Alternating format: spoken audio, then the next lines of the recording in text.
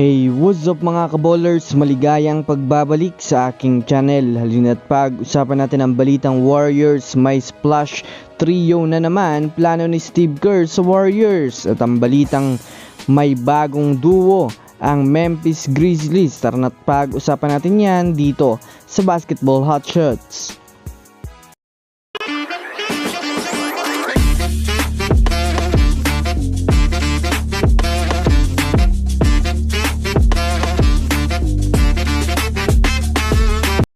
Una nga muna tayong dumako mga kaballers sa bagong duo ng Memphis Grizzlies sa susunod na season.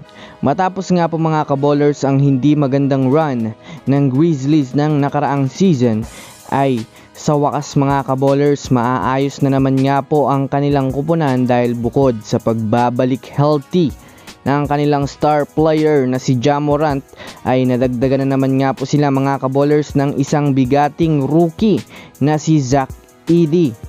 Well, napakataas nga po mga kaballers ng expectation ng mga NBA expert sa batang ito dahil bukod nga po mga kaballers sa taglay nitong laki, ay mayroon din naman nga po itong lakas na pangangatawan mga kaballers na masasabi natin kaya nga nitong makipagbalyahan at makipagsabayan sa mga naglalakihang big man sa NBA. Sinasabi rin nga po nila mga kaballers na malaki ang potensyal na ito nga daw mga kaballers ang maging katandem ni Ja Morant sa Memphis Grizzlies. Nakatuon nga po mga kaballers si Ja Morant ngayon sa pagtuturo kay Zach Edey ng tamang galaw upang magkaroon sila ng magandang koneksyon sa hardcourt. Samantala, dumako naman tayo mga kaballers sa balitang plano ni Coach Steve Kerr sa Golden State Warriors. Sa kasalukuyan nga po mga kaballers ay maraming mga fans ang nahihiwagaan sa bagong lineup ng Warriors kung may ipapalag nga ba ito para sa susunod na season. Sa pagkawala nga po ni Klay Thompson mga kaballers ay talagang malaki ang na-damage sa kanilang team, kahit nga po mga kaballers si Stephen Curry ay nawawalan na din ng tiwala sa kanyang mga kakampi. Kaya nag-iingay nga po ito mga kaballers na kapag hindi gumalaw ng maganda ang Warriors ay aalis na nga po siya sa prangkisa nito. Kaya naman ibinulgar nga po mga kaballers ng The Athletics kanina ang plano ng kanilang coaching staff para sa susunod na season.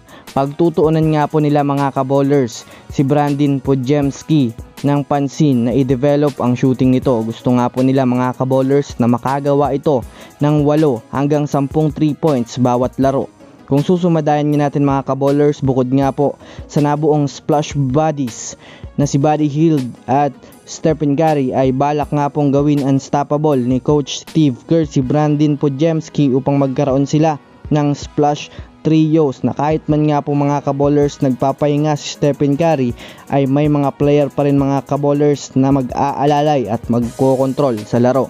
So yun lamang mga kaballers, yun lang naman ang pag-uusapan natin ngayon. Pindutin ang subscribe and hit nyo na rin ang notification bell para sa mga susunod na updates sa mundo ng basketball. Again, this is Basketball Hotshots. Thanks for watching.